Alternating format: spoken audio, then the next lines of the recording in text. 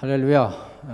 오늘도 살아계신 하나님께서 이 예배에 집중하시고 은혜를 사모하는 성도들에게 은혜를 많이 주실 것을 믿어요. 여러분, 우리 옆에 분들에게 이럴 때는 제일 마음 여는 방법이 축복하고 사랑한다는 거 아니겠습니까? 우리 옆에 있는 성도들에게 축복하고 사랑합니다 하고 이렇게 인사하겠습니다.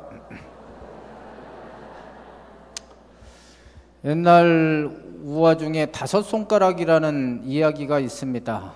이 다섯 손가락이 사이좋게 지내다가 어느 날 엄지손가락이 자랑을 합니다. 내가 첫 번째이기 때문에 나는 최고야 하고 자기 자랑을 합니다. 그랬더니 질세라 두 번째 손가락이 자랑을 하기를 너가 첫 번째인 건 맞지만 내가 있기 때문에 모든 것을 가르칠 수 있다. 내가 있으니까 방향을 가르치고 어디 있는지 이야기해 준다 하고 자랑을 했습니다. 그랬더니 세 번째 손가락이 하는 얘기가 키 재보자. 키 재보면 누가 제일 크냐? 내가 제일 크지 않냐 하고 자랑을 했습니다. 그랬더니 네 번째 손가락이 얘기를 하죠. 너희들 자랑할 거 있지만 가장 중요한 때는 내 손가락이 필요하지 않냐? 약혼이나 결혼할 때는 내 손가락으로 반지를 끼지 않냐? 이렇게 자랑을 했습니다. 첫째 손가락부터 네 번째 손가락까지는 다 나름대로 생각할 때 쟤는 자랑할 게 있다 이렇게 생각을 했는데 마지막 새끼손가락 쟤는 자랑할 게 없을 거야 이렇게 생각을 했는데 이 새끼손가락이 하는 얘기가 나 없으면 병신이야. 이 이야기가 주는 교훈은 이 현대를 살아가는 우리들의 모습을 보여주죠. 이 현대를 자기 PR 시대다 이렇게 얘기를 합니다. PR이라는 것은 피나게 자기를 알린다 뭐 그런 농담을 하고 있는데 하여튼 사람들은 자기를 나타내려고 합니다. 사람들이 보통 알리려고 하는 것이 자기가 가지고 있는 자랑거리, 장점을 알리려고 하죠. 남보다는 좀 뛰어난 것들을 알려고 합니다. 돈 있는 사람은 어떻든 은연중에 돈 자랑하게 돼 있어요. 남자들 같은 경우는 그 돈 있으면 벌써 딱 달라지는 게 뽐나게 이 자동차 아니겠습니까? 자동차로 그러고 여자들은 뭐겠어요? 여자들 영인이 여자들은 뭐 가지고 자랑할 것 같아? 돈 있으면 뭐 살 것 같아? 여자 너 결혼하면 여자가 뭘 사달라 그럴 것 같아? 그럼 너 질문 대답 못하면 결혼 못한다 너? 백 여자들은 이 또 백이 하나의 그 돈 있다는 자랑거리가 되는 거고요.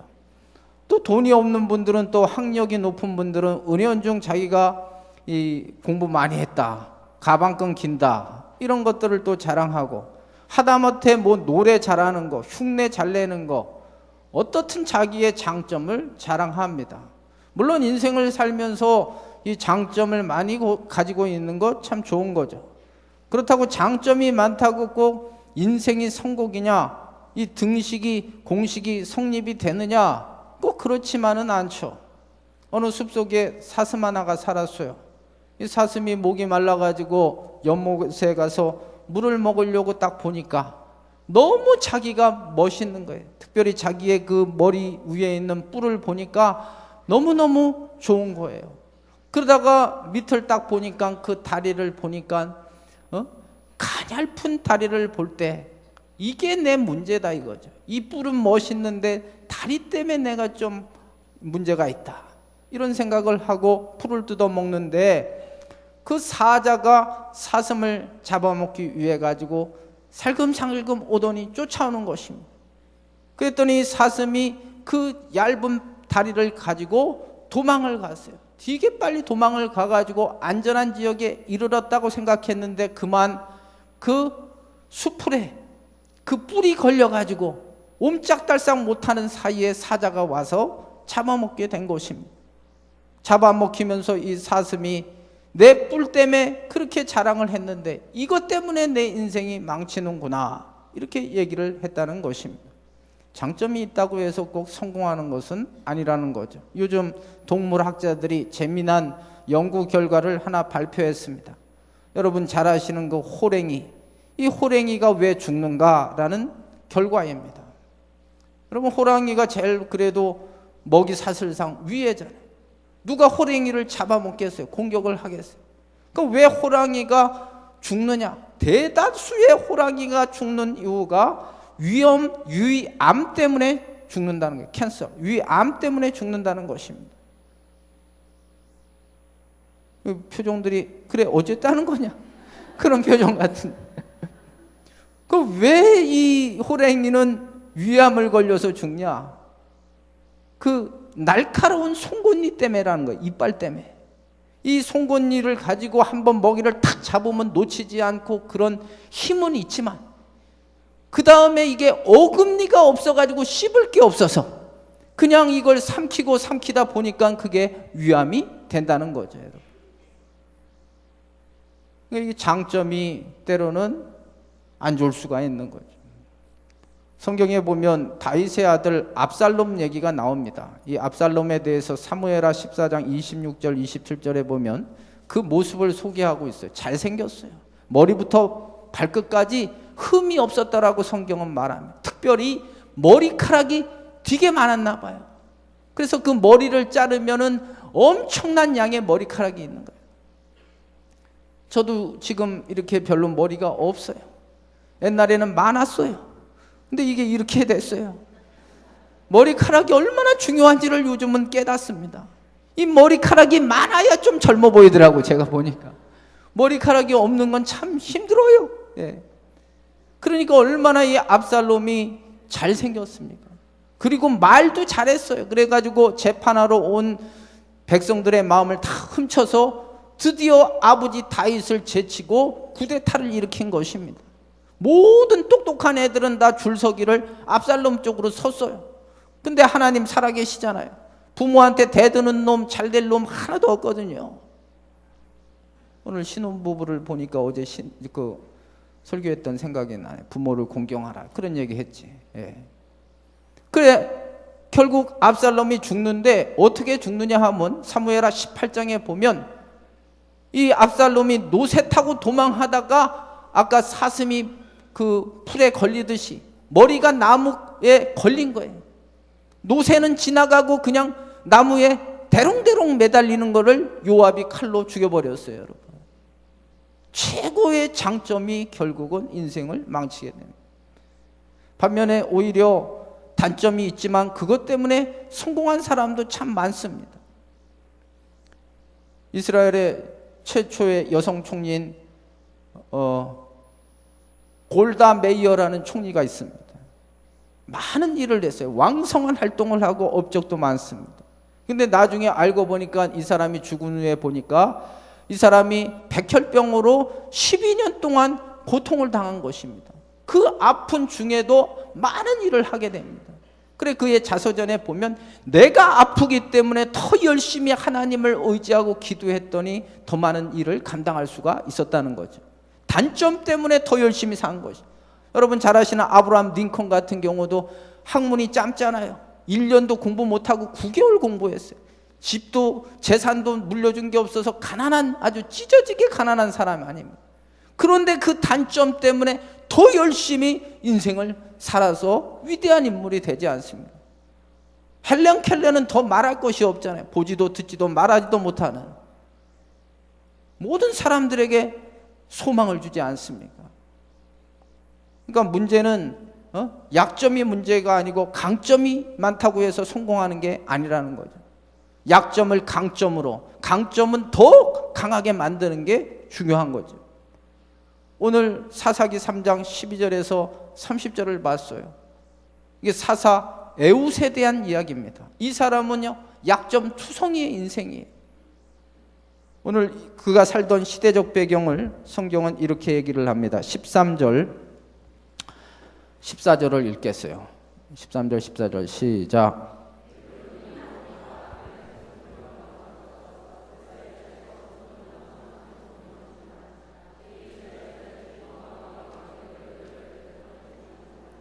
이 모압왕 에글론이 암몬과 아말렉과 연합을 해서 종려나무 성읍을 쳤다는 것입니다.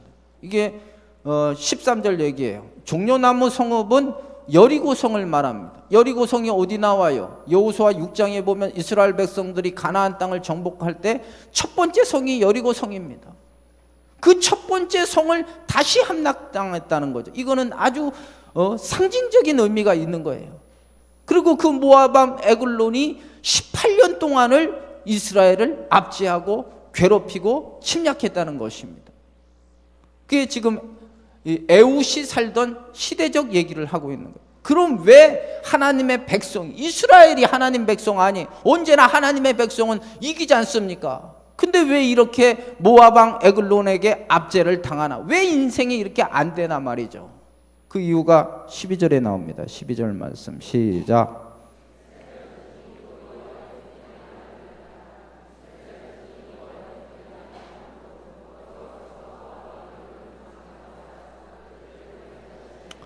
여기 12절에 보니까요, 하나님 목전에서 악을 행했다는 게 두 번씩이나 나와요. 강조하는 거예요. 왜 이스라엘 백성들이, 하나님의 축복만 받아야 될 이스라엘 백성들이 왜 이렇게 힘들어졌느냐? 악을 행했기 때문에, 죄를 졌기 때문에 힘들어졌다는 것입니다. 성도는요, 악을 행하고 죄를 지면요, 하나님의 징계를 받아요. 잘 될 수가 없어요. 이사야 59장 1절 2절에 보니까 여호와의 손이 짧아 구원치 못하는 것도 아니고 여호와의 귀가 둔하여서 너희가 기도하는 거 못 듣는 게 아니라는 거예요. 하나님과 우리 사이의 죄악이 그 모든 좋은 것을 다 막아버린다 그랬어요. 죄는요, 하나님은 좋으신 하나님이잖아요. 언제나 우리에게 좋은 것을 주시기를 원하는데 죄가 있으면 하나님으로부터 오는 좋은 것들을 다 막아버리는 거예요. 그리고 옛날에는 모압이 찌그러져 있었는데 이스라엘 앞에, 이게 이스라엘이 죄를 지니까 강해지는 것입니다. 예? 나는 약해지고 옆에는 강해지는 거예요. 이걸 누가 하셨다? 하나님이 하셨다는 거죠, 여러분. 죄를 지으면 인생이 안 풀리는 거예요. 그러니까 여러분들이 오늘도 체크하실 것이 물론 죄를 다 죄 때문에 인생이 안 된다 그렇게 말할 수는 없어요. 왜냐하면 때로는 하나님께서 하나님의 백성을 훈련시키기 위해서 고난을 주실 때도 있거든요. 죄 안 져도 고난이 있어요. 트레이닝 시키기 위해서. 등 따시고 배부르면 훈련이 됩니까? 강하게 기르기 위해서 훈련을 목적으로 고난을 주실 때도 있지만 오늘 말씀대로 하나님 앞에 범죄하면 되는 일이 없다는 걸 기억하셔야 되는 거예요. 이걸 체크하시는 게 중요한 거예요. 설교를 들으면서. 근데 여기 12절에 보니까 또 그랬다는 거예요. 또 범죄했다는 것입니다. 이것은 사사기의 패턴, 사이클을 얘기해 주는 거예요. 리피트 되는 거, 반복되는 것을 말합니다. 사사기는요, 1장부터 21장까지 있는데요, 계속 흐름이 있어요. 패턴이 있어요. 오늘 말씀대로 범죄를 하면요, 하나님이 옆에 있던 나라들을 강하게 만들어서 막대기처럼 쳐버려요. 회초리질을 해요. 이게 하나님이 심판하시고 징계하세요. 그럼 이스라엘 백성들이 아프니까 살려달라고 또 기도해요. 부르짖어 기도해요. 그럼 하나님께서, 이게 사사기가 사사라는 것이 하나님께서 구원자를 파견하시는 거예요. 그럼 하나님이 구원자를 파견하세요. 그러면 그 구원자를 통해서 그 적을 이기게 하시고 그 땅에 평화가 와요.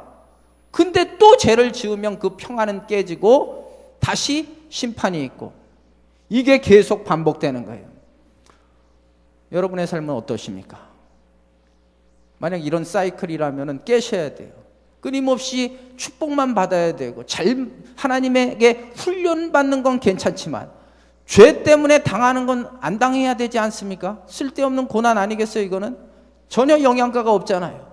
어떻게 끊느냐? 기도하셔야 돼요. 이 사이클의 중심에 기도하면요, 역대하 26장 5절 말씀에 여호와를 구하는 동안은 형통하였더라. 기도하면 하나님 책임져 주세요. 여러분 인생 잘 되기를 바라요. 여러분 기도함으로 이런 죄악의 사슬이 끊어지기를 주의 이름으로 축복합니다. 그래서 세운 사람이 누구냐? 오늘 말씀 에훗이에요. 에훗. 이 에훗에 대해서 이렇게 설명합니다. 15절 말씀 보겠어요. 시작.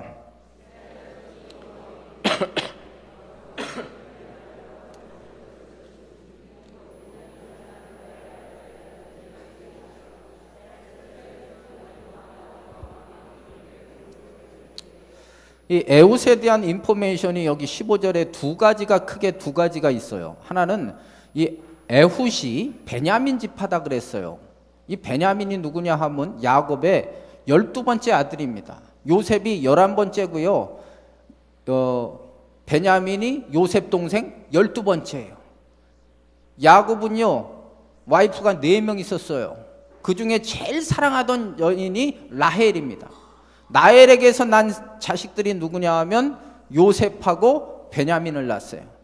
창세기 49장에 보면 야곱의 축복의 이야기가 나와요. 죽을 때 축복하는 거예요. 부모가 죽을 때 자식을 축복해요. 그때 요셉 왕창 축복하고 베냐민 왕창 축복해요. 그러니까 축복의 아들이에요. 베냐민의 뜻은 오른손의 아들이라는 뜻이 있어요. 근데 오늘 본문을 보면 이 에훗은 뭐라 그랬어요? 에훗에 대한 인포메이션. 왼손잡이라 그랬잖아요. 완전 돌연비가 나온 거예요. 돌연변이가. 베냐민은 오른손의 아들인데 왼손의 아들이라는 거죠.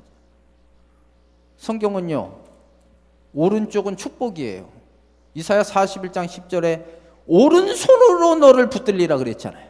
왼손으로 너를 붙들리라 그러지 않았어요. 우리나라도 왼손 옛날 쓰면 혼났어요. 저는 양손잡이에요. 오른손도 쓰고 왼손도 써요. 밥 먹을 때 왼손으로 숟가락을 가지고 있고 오른손으로 젓가락을 가지고 있어요.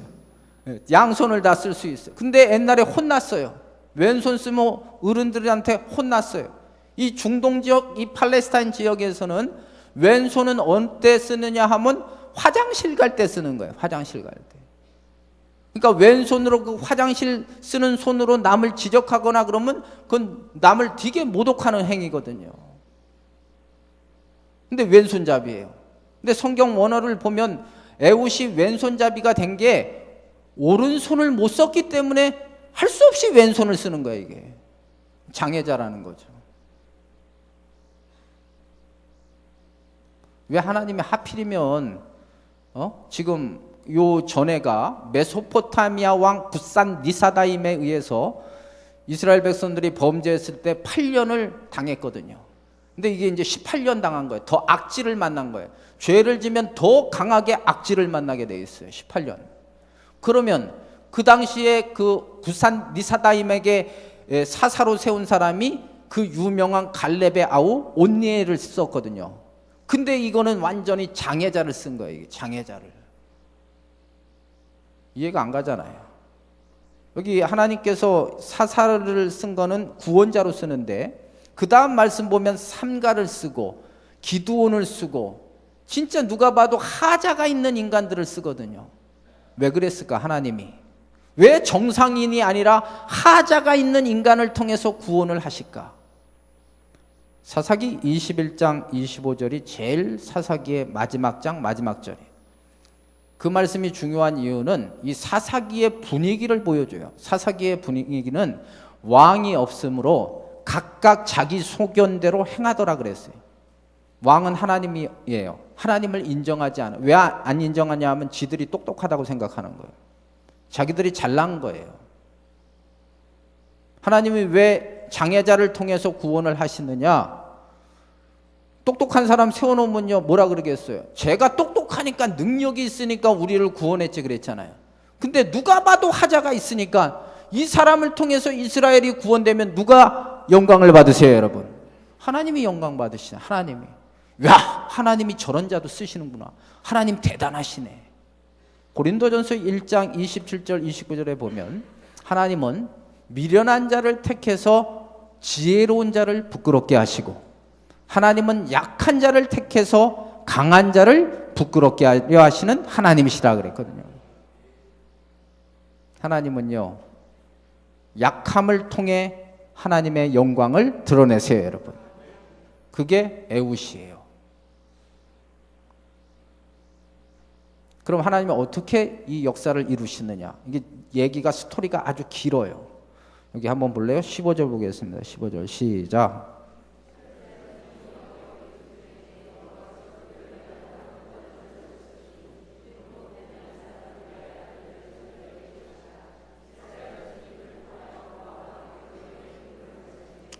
이 공물을 바치던 사람이 에웃이에요. 제일 하기 싫은 일이래요. 예?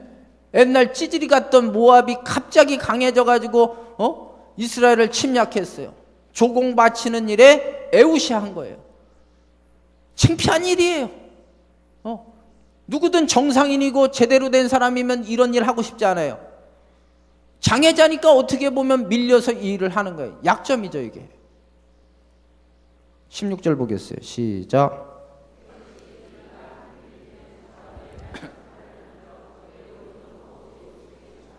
이게 이제 에웃이 무장하고 있는 거예요. 칼을 차고 있는 거예요. 근데요, 전혀 영향력이 없어요. 예? 아이고, 저 병신이 뭐 하겠어. 이런 분위기예요. 아무리 무장을 해도 사람들이 인정을 안 해주는 거예요. 심지어는 왕이 독대를 합니다. 독대. 예? 여기 19절 보겠어요. 19절 시작.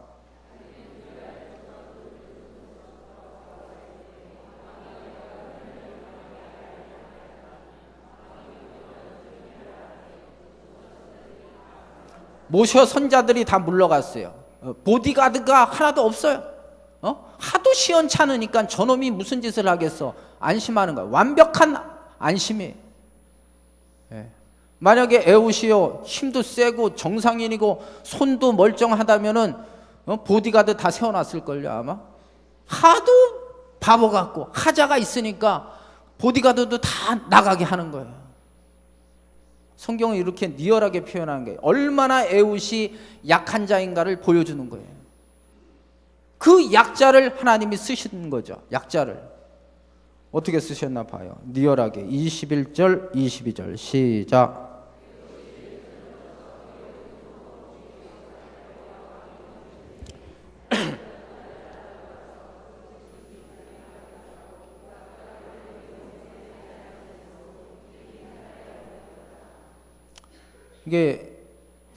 이거 어떻게 보면 영화로 따지면 이게 너무 폭력성이 있어서 19금이에요, 이게. 예? 영화로 따지면. 끔찍하잖아요. 그 리얼하게 칼을 눌렀더니 뒤까지 나와서 기름이 엉겼더라. 아주 뭐 이건 참, 어떻게 근데 왜 성경을 이렇게 리얼하게 폭력성을 이야기할까? 에웃이 약점투성이잖아요. 근데 하나님께서 이렇게 쓰셨다는 것을 디테일하게 보여주는 거예요. 디테일하게. 한번 따라해봐요. 하나님이 하시면 됩니다. 그걸 보여주는 거예요. 여러분과 저의 인생도 마찬가지예요. 하나님이 하시면 됩니다. 예.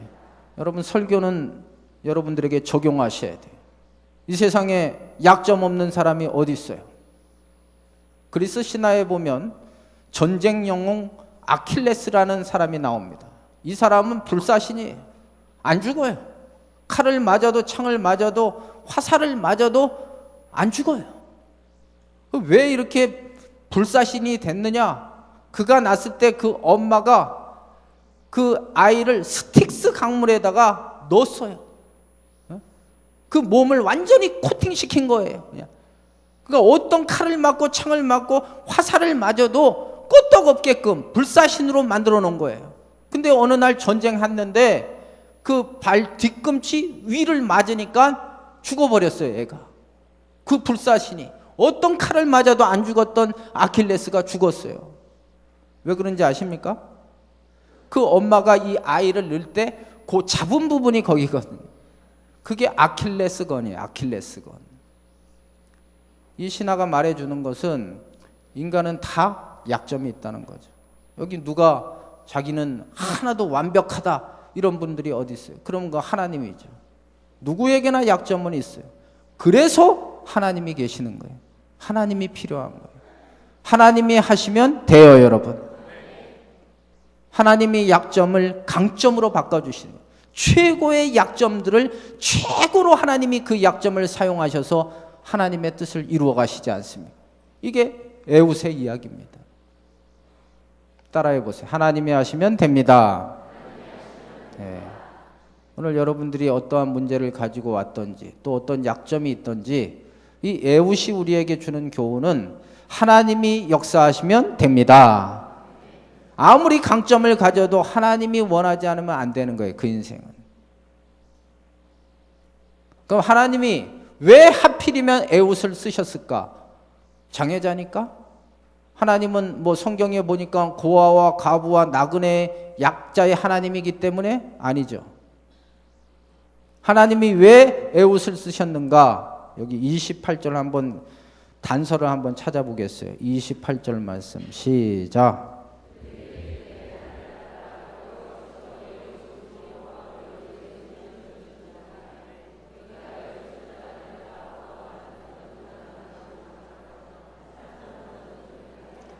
여기 그가 백성들에게 얘기를 하는 장면이에요. 여호와께서 너희의 원수들인 모압을 너희 손에 넘겨주셨느니라. 믿음의 말을 하잖아요. 하나님은 누구에게 지금 관심이 있느냐? 믿음의 사람에게 관심이 있으세요. 하나님은 누구를 쓰시느냐? 믿음의 사람을 쓰세요, 여러분. 히브리서 11장 6절에 보면 유명한 말이 있습니다. 믿음이 없이는 하나님을 기쁘시게 할 수 없나니. 그럼 믿음이란 뭐냐? 그 다음 말씀이 하나님께 나아가는 자는 반드시 그가 계신 것과, 믿음은 뭐냐 하면 하나님이 지금도 내 삶에 살아 역사하심을 믿는 게 믿음이에요, 여러분. 믿으십니까, 여러분? 하나님이 내 삶에 함께 하시고 지금도 나와 함께 하시고 어제나 오늘이나 영원토록 동일하신 그 하나님을 믿는 게 믿음이에요. 지금 여러분의 삶과 환경이 안 좋고 힘들어도 하나님이 나와 함께 하심을 믿는 게 믿음인 거예요. 그리고 그를 찾는 자에게 상 주심을 믿어야 할지니라 그랬거든요. 전심으로 하나님을 찾으면 하나님이 상 주시고 응답 주시고 축복 주심을 믿는 게 믿음인 거예요. 역대하 16장 9절 말씀에 여호와의 눈은 온 땅을 두루 감찰하시다니 전심으로 자기를 찾는 자들에게 능력을 베풀어 주신다 그랬어요. 오늘도 여러분이 하나님을 전심으로 찾고 믿음으로 하나님께 나오고 믿음으로 구하면 하나님 여러분에게 힘을 더하여 주실 줄로 믿습니다. 이사야 40장 31절 말씀, 여호와를 앙망하는 자에게는 새 힘을 주신다 그랬어요. 예수님의 제자들, 예수님이 십자가에 달려 돌아가셨을 때 다 두렵다고 숨지 않습니까? 그들이 언제 힘을 얻었어요? 전심으로 찾지 않습니까? 마가의 다락방에서 120명의 성도들이 전심으로 하나님을 찾을 때 하나님의 능력이 임하지 않습니까? 오늘 이 시간 여러분, 저는 몰라요. 여러분이 얼마나 지쳐 있는지, 얼마나 번아웃 상태인지는 몰라요. 그러나 분명한 것, 하나님 말씀대로 하나님을 찾으면 이 시간 하나님이 주시는 능력이 임하게 될 줄로 믿습니다. 그리고 중요한 것은 성령이 역사하신다는 거예요. 하나님을 찾는 자에게는 성령이 역사하세요. 오늘 에웃의 스토리를 보면 성령 얘기 하나도 안 나와요. 그러나 사사가 된다는 것은 성령이 이미 임하게 된 거야. 성령이. 그러니까 한번 요건 성경적 근거를 위해서 찾아볼게요. 3장 10절 한번 보세요. 3장 10절. 이게 그 전 사사인 온니엘에 대한 이야기입니다. 10절 말씀 시작.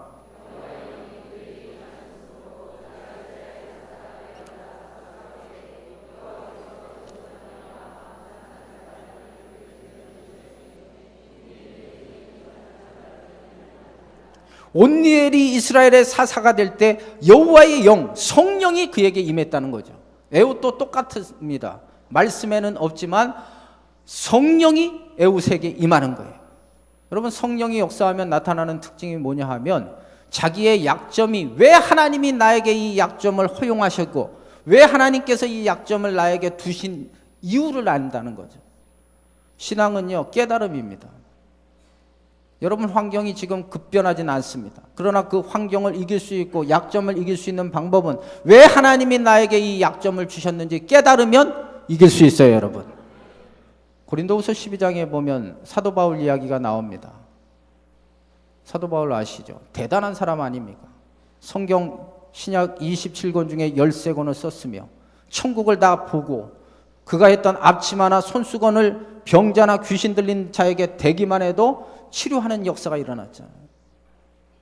근데 그에게 육체의 가시가 있었어요. 그것이 성경학자들은 안질이다, 눈병이다, 심지어는 간질이다 그랬어요. 간질은 막 넘어지는 거잖아요. 갑자기 그냥 사역을 하다가 미쳐봐요. 그걸 보고 어떻게 사역을 하겠습니까? 그래, 그 문제를 놓고 사도 바울이 간절히 기도할 때 하나님이 왜 다른 사람들의 질병은 다 예수의 이름으로 치료하면서 자기의 질병은 치료되지 않고 그대로 놔두신 의미를 깨달은 거예요. 하나님의 뜻을 깨달았어요. 두 가지였죠. 하나는 교만치 않게 하기 위해서. 너무 사도 바울을 사랑하셔서 하나님이 능력을 많이 주셨으니까 그것마저도 없으면 이건 노 브레이크 상태죠. 그냥 교만해져 버리면 끝나버리잖아요. 그래서 그 가시를 주셨다는 것을 깨달았고, 두 번째는 약함이 곧 강함이다라는 거죠. 이 가시 때문에 내가 하나님을 의지했더니 하나님의 능력이 나를 통해서 나타나게 되었다는 거예요, 여러분. 철로역정을 쓴 존 버년이라는 사람이 있습니다. 이분은 되게 액티비티한 사람입니다. 열심히 전도를 했어요. 그 바람에 억울하게 감옥에 갔어요. 여러분, 활동적인 사람이 감옥에 갇히면 미치는 거 아니겠습니까? 정적인 사람이면 그렇지만 이게 막 움직이던 사람인데요. 그러니까 하나님 앞에 간절히 기도했어요. 하나님 좋아하는 전도 나가서 할 테니까 저 좀 제발 나가게 해주세요. 아무리 기도도 해도 응답이 없는 거예요. 그러던 어느 날 깨달은 게 바로 사도 바울의 고린도후서 12장의 말씀을 깨달은 거예요. 약함이 곧 강함이다. 하나님이 여기에 둔 목적을 깨달은 거예요. 그러고 나서 그 다음부터 글을 쓴 것이 그게 철로역정 아닙니까? 그걸 통해서 그가 나가서 전도한 것보다 그 책을 통해서 더 하나님의 이름이 나타나지 않았습니까? 저는 여러분의 삶의 환경과 형편 처지를 몰라요. 그러나 오늘 이 말씀을 붙들고 여러분 기도하세요. 반드시 살아계신 하나님이 기도하면 성령이 역사하실 것을 믿어요, 여러분. 성령은 여러분에게 여러분이 왜 이 고난을 당하고 왜 나에게 이런 약점을 주셨는지 반드시 깨닫게 하여 주셔서 합력하여 선을 이루어 주실 줄로 믿습니다. 성령이 역사하시면 이 에우처럼 마지막으로 약점을 통해서 하나님께 영광이 되는 거예요. 다 두려워하는 에글론을 이기게 하시고, 그걸 보니까 사람들이 어떤 반응을 보입니까? 여기 28절 29절 보겠습니다. 시작.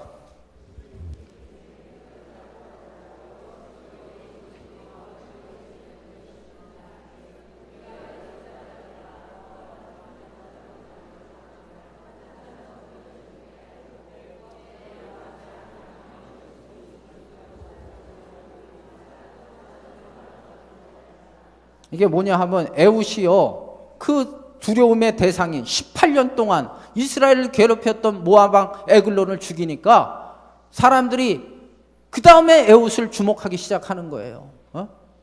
야, 저 장애자도 하나님이 쓰시는데 소망을 얻게 된 거예요. 에웃을 보니까 소망을 얻게 되는 거예요. 그 다 같이 일어나가지고 모압을 이기게 하는 것이 28절 29절 말씀이에요.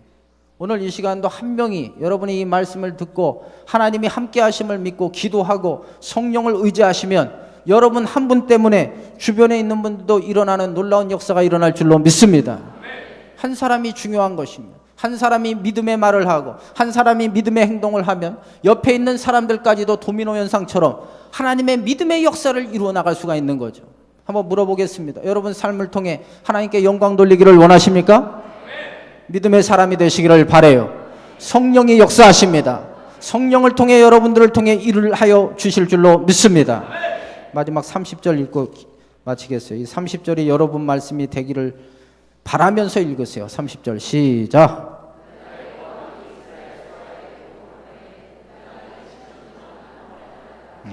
80년 동안 평온하였더라.